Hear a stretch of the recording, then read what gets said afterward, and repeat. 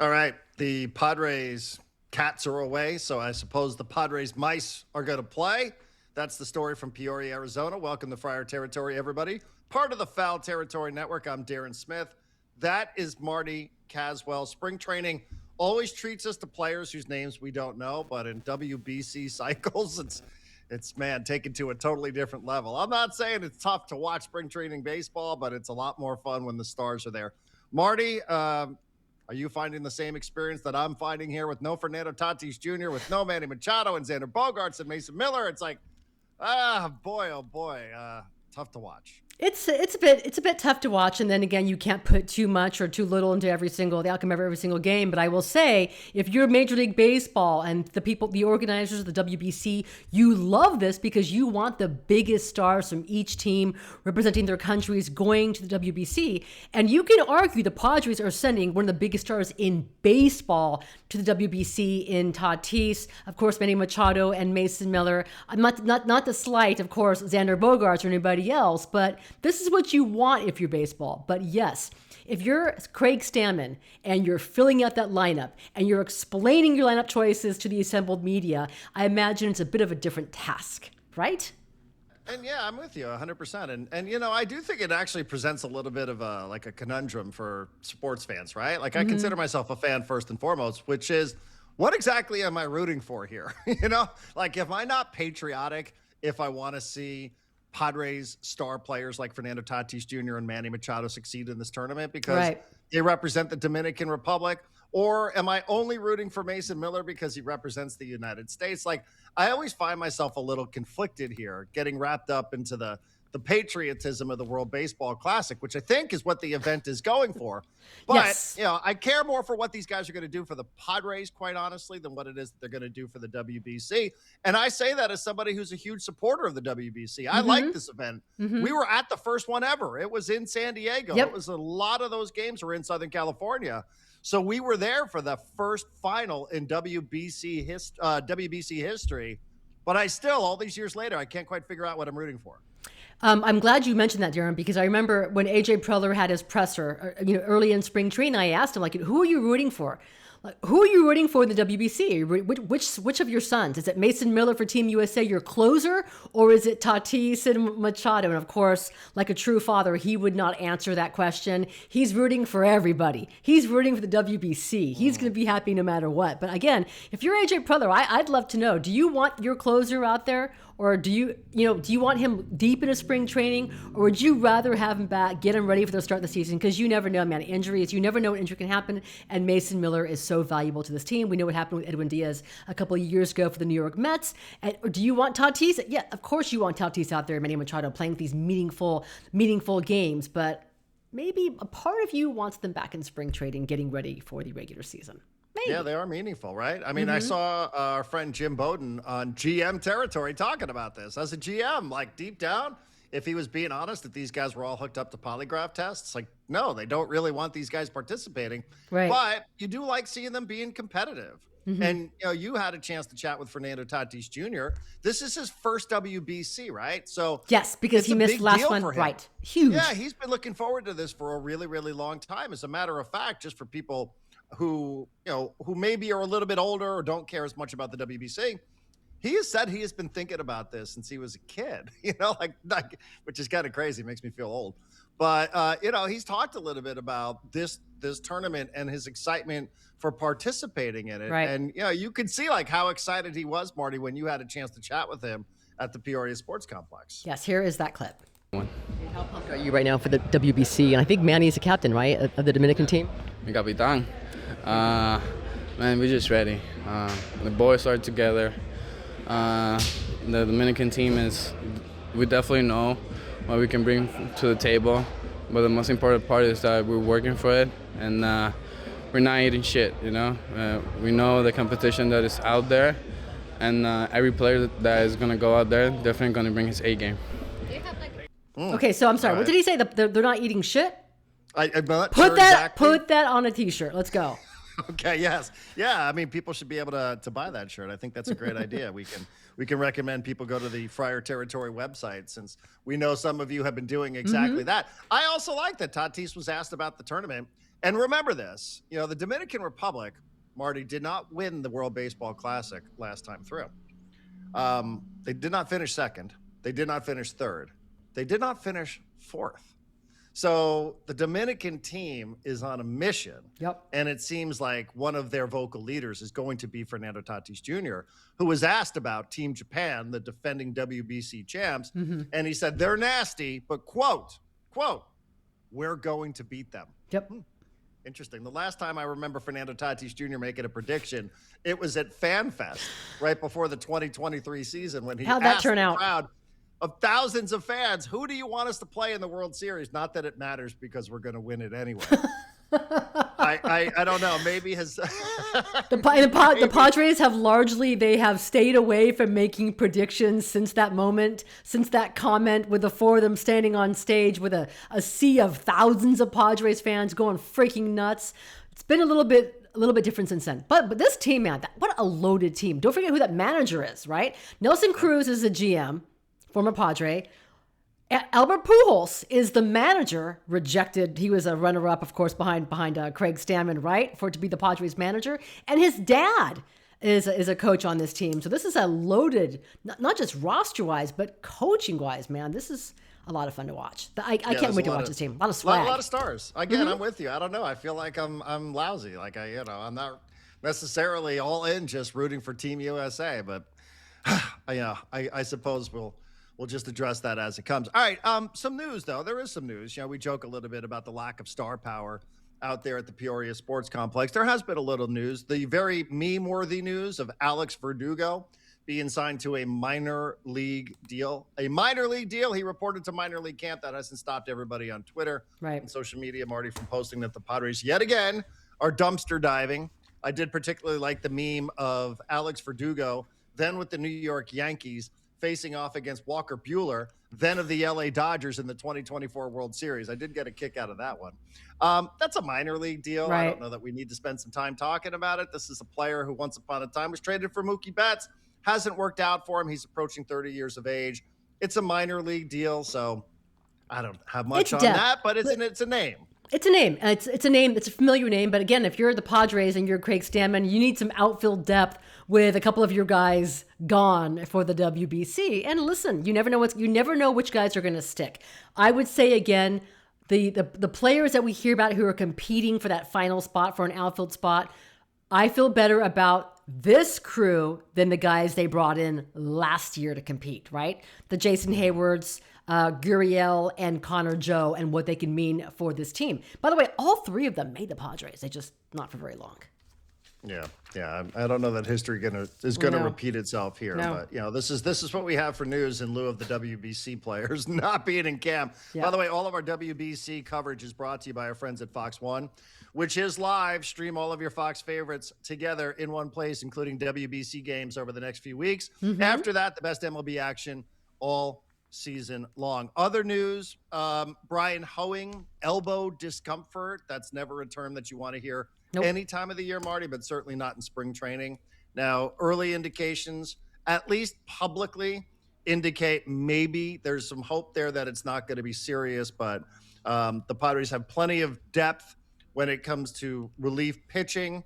This would be an opportunity this time of the year without four perceived members of the bullpen on the 26-man opening day roster for other guys to get their opportunities. But with Brian Hoeing, elbow discomfort, certainly in spring training, not really what you want to hear. I don't think the Padres are counting him to go ahead and do anything with them anytime soon. But there is some relatively good news, I think, when it comes to their bullpen now. I know Yuki Matsui had to withdraw from the WBC because of his, was it not oblique issue, of his issues, but Ruben Niebla, who was the interim manager, right? And he was the interim person giving press conferences the past couple of days when Craig Stammen was attending a wedding. He did say that Matsui is making progress and he could pitch maybe later this week. So some good news for the Padres. You can't ever have enough relief pitching. You can never have enough depth, especially in the spring. These guys are being tested, and you never know. Maybe they'll trade a guy because of their depth. But Hoeing out, Matsui good to return soon. Yeah, so fingers crossed. Like I said, sometimes these spring training elbow discomforts, we try not to hear what we're hearing when they use other words, but we'll wait for official prognosis to come from the Padres. And also, Joe Musgrove. Marty, Joe Musgrove is scheduled to pitch in a game against Great Britain. Great Britain! So I don't know exactly what that looks like for Joe. I don't suppose we're going to really focus in too much on results, but just on how it looks and how it feels, and more importantly, how it feels the next couple of days afterwards. But good to know that Joe Musgrove, who has been a guest here on Friar Territory, has at least a scheduled start, I should say, that we can look forward to coming up this week. I like how the Padres are kind of lining it up, right? You had Michael King Monday, Pivetta on Tuesday, Joe Musgrove on Wednesday. And listen, again, we heard from Joe Musgrove ahead of time. We heard from Craig Stammen. They're going to take it very, very, very easy with Joe Musgrove. Be conservative, skip some starts. But I think a lot of fans of the Padres will feel so much better about their outlook, depending on how Joe Musgrove looks over the next couple of weeks as he builds back up from Tommy John. And like he said, he's talked to guys on his current teammates, Marquez, Buehler, about you're not really going to feel like yourself until 12 to 18 months after that surgery. So he is still building up. Yep, and Walker Buehler also pitched on a backfield and said velocity was a little bit, in a good way, it was a little bit of a surprise. So, these are good reports. This is perceived good news, although, nobody knows exactly what it is that it means. Marquez, to your point, he came back, didn't have a great outing, but again, I don't want to spend too much time looking at box scores because for all we know, these guys sometimes are just told, hey, just get the ball over the plate for 30 pitches or 45 pitches or whatever it is that we're asking you, or, hey, work on this grip, because if this isn't the time of the year where you're going to work on something that you might not carry with you to the regular season, then I don't really know what we're doing in spring training. So I realized, this is not the type of news that we've been discussing over the last couple of weeks, but, it does qualify, I suppose, as news. Of course, Marty, one of the themes for us, and I think for anybody covering the Padres, is what new manager Craig Stammen is going to do in the leadoff spot. So we heard Craig Stammen, who seemed to suggest that Fernando Tatis Jr.'s days as a leadoff hitter for the Padres are done. Mm-hmm. Part of that is for reasons that he would like to get the bat to protect some of the hitters in the lineup. You and I have discussed this. We just don't see any plausible explanation for why you would ever bat this guy fourth. Come on. Are you saying that you're not buying what Craig Stammen said? Because the more that spring goes on, the more I hear about the discussion, the questioning about why so-and-so is batting where, and could we see so-and-so? I just think that maybe Stammen was feeding us storylines. Like I'm giving it zero chance to come opening day that almost any point of this season that we will see Tatis batting cleanup. There's no logic to it. None. By the way, I mean, like, how angry are you going to be, by the way, if Fernando Tatis Jr. is batting leadoff for the Dominican Republic? It's definitely happening. Just hitting like nuke after nuke after nuke. And it's like, what are we doing here? I know. But maybe this is psychology from Craig Stammen. He's like, hey, I'm going to present all these other inferior options. And maybe what I'm trying to do here is make Fernando feel guilty because apparently he doesn't want to hit leadoff. That is what Craig Stammen said, that Fernando Tatis Jr. didn't think he did a good job batting leadoff for the Padres in 2025, which, like, Fernando, can somebody just tell him, yes, you did? Like, yes, you did, Fernando. Yes, you did. You did do really well. But Craig Stammen was quoted. The most recent subject was about Jake Cronenworth. Yes. Who is the Padres second baseman. That Jake Cronenworth, maybe we're going to give him a look in the leadoff spot. Now, I don't want to zero in on results. But Jake Cronenworth, who did have the second highest on-base percentage on the team, I would like to point that out. I think Jake Cronenworth's a good player. He's a very good player. I think he's a good player. But wait. I actually Okay. like Jake. I know some people are always like every single season down on Jake. I am not one of those people. I think he's a good player. Second highest on-base percentage on the team. He's going to get some opportunities to bat leadoff in spring training. As he did on Monday. And by the way, Darren, on Monday, and Craig Stammen has talked about, because now we're to the point, it's like, well, what are you looking for in a leadoff hitter? And Craig Stammen is explaining exactly the qualities that he's searching for in the top of the lineup. Yeah, I think it is a thing. We just kind of want to see leadoff's kind of the one spot we're just not quite sure of. Where or who's going to be in that spot in the lineup, maybe against different handedness, maybe it's all the time. So you might see a few different options here with the WBC guys gone, who's batting first. What do you look for in a guy in the leadoff spot? I'm looking for just like a good first at bat, bring some energy, and just let that starting pitcher know he's in for a long day. Whether that's swing at the first pitch or not, it just the leadoff hitter can set the tone in a way, and it sets the tone for the rest of the lineup to maybe score a run in that first inning. Seems like Song's pretty good in the field too, so you have some options. Like, how's that going to affect how you make your lineup day to day? Because you have some options, especially in the infield. Yeah, options are good. It gives us things to think about. Also gives us the ability to keep guys fresh. That's one of the advantages of some of those guys being in the WBC right now. We can try out different things and, trial and error, and then see if we like what we'll, maybe bring to the regular season. Okay, so that's Craig Stammen saying that he wants what he's looking for a leadoff hitter. Someone that sets the tone, sends a message to the other team. We're coming after you. That screams probably not Xander Bogaerts or Jake Cronenworth. I don't know. Marty, remind me, who scored the most runs on the Padres last year? I believe it was the guy who set a career high, and that's Fernando Tatis Jr. Remind me who stole the most bases on the Padres in 2025. I think it might also be Toddy Jr., yes? Yeah, that was a career high. Remind me who led the team in on-base percentage. Oh, that's right. We already gave away that answer. So I have more numbers. We could talk about some of like walks and strikeout ratios and all that stuff. And I know you're a big fan, Marty, of the Huge. WRC plus stat. Like you're a huge fan. We'll do entire episodes on WRC plus, but there's almost no metric that somebody other than Fernando Tatis Jr. should be leading off for the Padres, other than the "I don't want to" metric. Which apparently is why we're even having this conversation. So the "I don't really want to" metric seems to be the one that is outweighing all the other metrics for the team at this point. But I suppose we could just talk about this every single week up until opening day, and then surprise, we'll see our first lineup, and we'll figure out exactly what's happening with the Padres then. By the way, normally the biggest question, the question I've always enjoyed asking, like pestering in spring training, is who's your opening day starter? I have never been more fascinated to find out the Padres' opening day lineup than I am right now. But just based on Stammen's comments and what he's looking for, who else, if it's not Fernando, for you, Darren, who else closely fits that criteria? And I wonder if we're thinking the same person. If you're Jackson Merrill. That's exactly who I thought of as well. How would he not fit? He might. Jackson Merrill, who's leading the Padres in Cactus League in OPS, Marty. For over 1,000. I think Jackson's going to have a big year. I really do think Jackson's going to have a big year.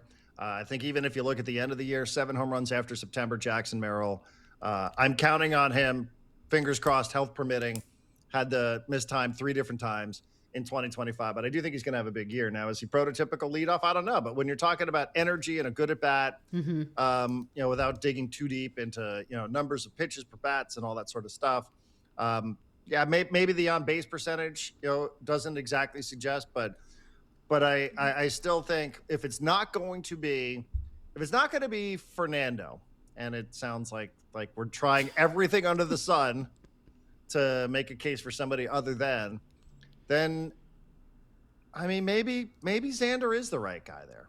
Maybe Xander Bogaerts. Maybe you can convince me that he is the right guy there. I think he does give you a professional at bat. Yes, I would agree with you. I do think, that he's an information guy, a guy that can help spread some information to some other teammates. So if you're telling me it absolutely 100% cannot be Fernando Tatis Jr., I think even though I'm going against my own philosophy here, because I believe high on base percentage guys should get the most at bats, and that is Cronenworth more so than it is Xander Bogaerts. But I also just like having a lefty a little bit further down the lineup so I can split up some of the righties. So from that standpoint, I think I'm probably going to reluctantly today, I will go with Xander Bogaerts. What about you? I would have to agree with you. I can't wait to find out though what Stammen has planned for leadoff tomorrow. But I'm glad that we had the storyline now for the search for the Padres leadoff hitter since Fernando Tatis does not want to do it. Well, it's just some of the stuff that's being said is just contradictory to the decision. So in lieu of Xander, we've seen Cronenworth at shortstop. We've seen Mason McCoy at shortstop. We've seen Song at shortstop. Yep. Maybe we're going to see him at shortstop, I should say. We haven't seen him there. We've seen him at third base. We've seen Mooney? Ty France at third base. Okay. Jose Miranda at third base. And right field, we've seen the Ramon Laureano. We've seen Bryce Johnson, Nick Castellanos, Nick Schnell. So other guys are going to be given some opportunities here, Marty. This is the state of affairs in Peoria, Arizona. But And you're saying those it's are some not- of the names that are filling in for some of our WBC stars. Who says the Padres aren't exciting with their biggest stars off of the WBC? You just gave me 5 storylines right there. Yeah, That crew, the addition for Yeah, there the you backup go. shortstop and the Ty search for the France. lead. Yep, the search for the leadoff hitter. And Ty France. just like he was back in college in his old stomping grounds out there at Tony Gwynn Stadium Yeah. for San Diego State. You know, he's out there at the hot corner making it happen. So good for him. Yeah, I mean, listen, there are some decisions to be made and some opportunity. I do believe that. All kidding aside, I do believe, whenever it is that you're presented with any opportunity here, whether it's injury or any other circumstance, guys do have opportunities, and I'm sure that these players are seeing these as opportunities to earn themselves a big league spot. And maybe if it's not going to be here, maybe they catch the eye of some scout on some other team, and some other team has a need someplace else, that isn't the same as the Padres, and the Padres then can find themselves where they can move a player, right? Because one of these guys shows out and shows that, maybe they could be beneficial to some other team in some other place. I don't know. I'm not sure exactly, but so that's my final thought for this recurring theme of Padres Spring Training 2026 on the leadoff spot. That Jake Cronenworth is the arrow fell on him this week. So that's my thought like. until I see when Stammen pencils in our second guess, and that's Jackson Merrill leading off and how he'd react to it. All right, I do want to move on, Darren, to the guy. I want to make sure we have time in the show for this topic because I saw it, I think, a couple days ago with the fellas on Foul Territory. The guy, the almost Padre, the almost addition to the Padres rotation, and that would be D-backs pitcher Merrill Kelly. Rejected the Padres. Let me go ahead and play this clip. This is let me find this for you, Darren. This is Merrill Kelly on with the crew from Foul Territory just a few days ago. There was a 3-year offer guaranteed on the table, but the numbers and, like you said, the home situation with the family and my kids getting older and school coming into play, and I don't think it's any secret on how much money you get taken out of your pocket when you go to California.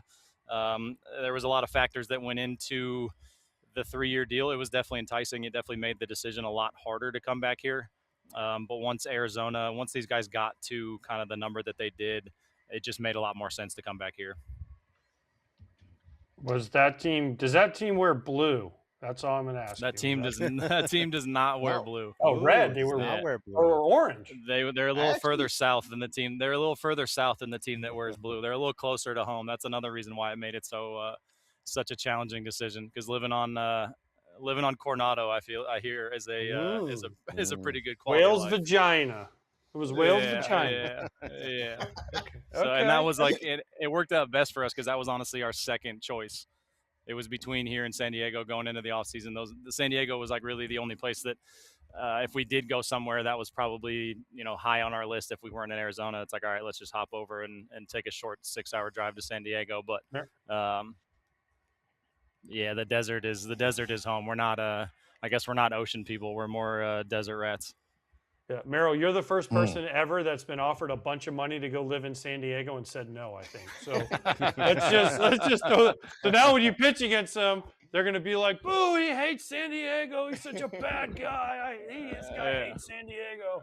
No, I love San Diego. It's just, like I said, they take too much money out of my pocket, man. The taxes over there are a different level. We had some numbers guys run the number. No, we had my numbers guy run the numbers, and it just made more sense to come home. Yeah. Okay.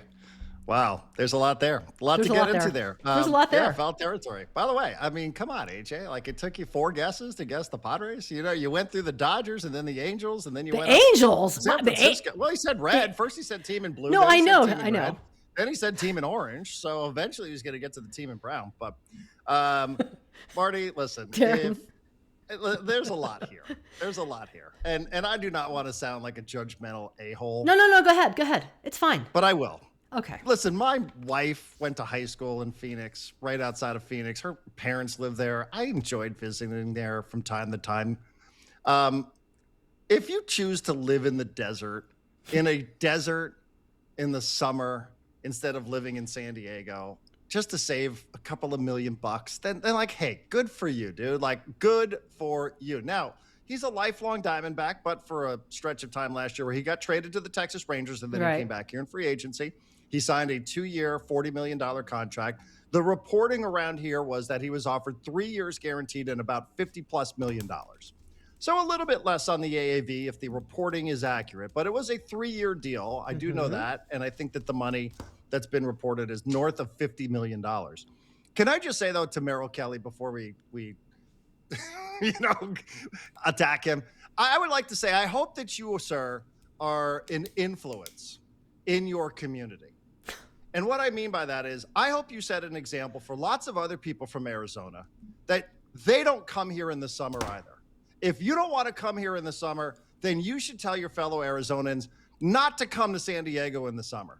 Please stay home this summer and every other summer after that.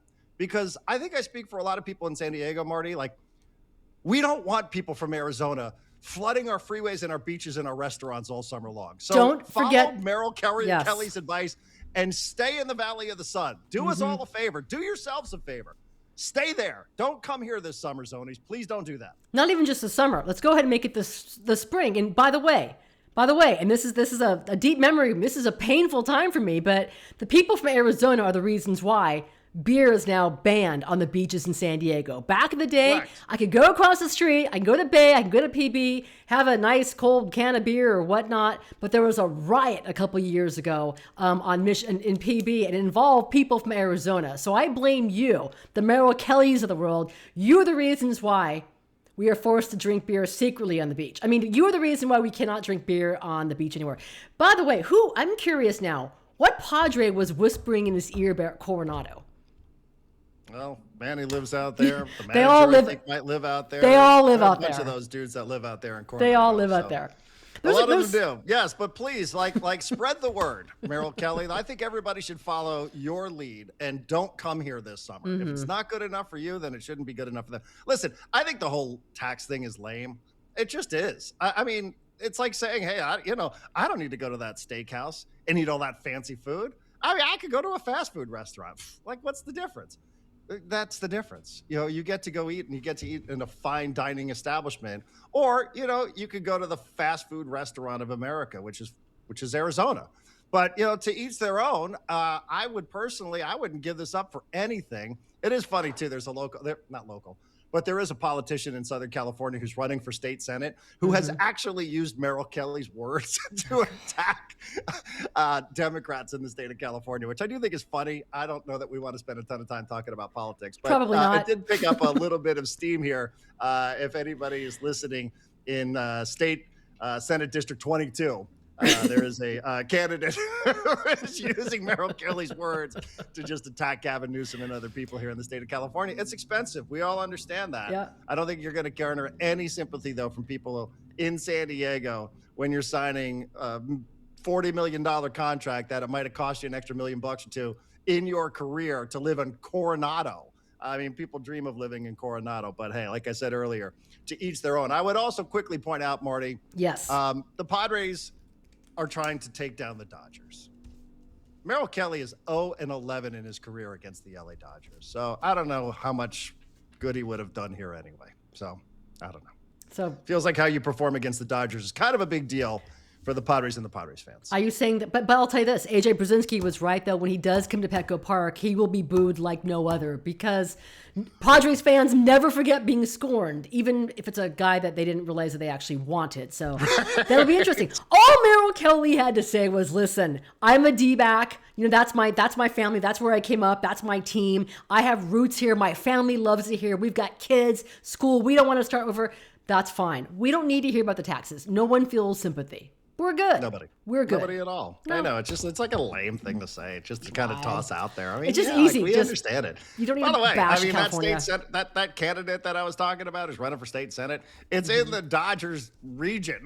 I mean, it doesn't seem to be bothering the Dodgers, that they have all these players that are making all this money as well. So listen, it's a great place to live. I think everybody that's watching Friar Territory would probably agree with that. And yes, it is pricey, but you get what you pay for. And you get a great quality of life here in San Diego. And if I were a baseball player, I would certainly say I would love to play in a place like that, in a building that is packed every single night, in an organization that has ambitions to try to take down some of the big dogs in this sport. That's what I am signing up for. But good luck to Merrill Kelly good luck to him, and I guess we'll see you when we see you passing through San Diego next time. And I'm sure some of our fans will remember this little chat that we had here. Yes, yes, they will. Good luck to him in his effort to get that first win against the Dodgers. You go get him, Merrill Kelly. By the way, interesting enough, Marty, that they're opening up against the Dodgers, and Merrill Kelly does have a some sort of physical situation that, according to the diagnosis, is going to keep him out of that series against the Dodgers. But he's going to be available for the second series against the Tigers. That's amazing how it's very fortuitous how it works out that way. Yeah, it's interesting how that's sort of shaking out here as we're just in the first week of March, and they already know that he won't be available for the first series, but he will be available for the second series against the Tigers. So good luck to him after the Padres see the Tigers to open up the 2026 season. By the way, and this has nothing to do with actual Merrill Kelly. It has to do with AJ Preller, okay? Can we stop with all the Anchorman stuff when it comes to talking about San Diego? I mean, can we just stop? Has it not gotten old 25 years ago? I know. You know what it is, though? People think that people in San Diego love these references. They don't. And in fact, people hate these references. I hate them. I couldn't even finish the movie. It's so... But I think that means AJ's probably just going to do it more. He is. I suspect that'll be the case. He's like, oh, they don't like it? Okay. But yeah, like just people don't love it here. They don't. but again, good luck to you, Merrill Kelly. I mean, you know, the desert. It's like 120 all summer. But when you reached out, when you and I were right on the beach the other night, Marty. This like the sunsets couldn't be any better right now. Hey, the beaches were yesterday in a day in February. The beaches were packed in PB. It was like 70, 76 degrees. Perfect, just amazing. People walking around, no tops on. I mean, well, the women are. Never mind. Forget it. It's beautiful. Why would you not want to live here? You'd have to pay me more. You'd have to pay me a lot more to go do this show from someplace else. So, you know, that's we'll just leave it on that note as well. But the tax, it's just so fun. And it's so predictable, too, that some, you know, ambitious politician running for some obscure seat someplace is like, here you go. All right. FriarTerritoryShop.com. Yep. Marty, that's our site where we're directing people that they can go and they can buy some of this outstanding gear that they can wear up and down the beaches of San Diego, California. So that's right. Thank everybody that's backpack. visiting there. Yep. And that'll do it. That's a wrap here for this episode. Thank you very much to Marty and to the whole crew behind the scenes. And we'll see you next time right here on Friar Territory.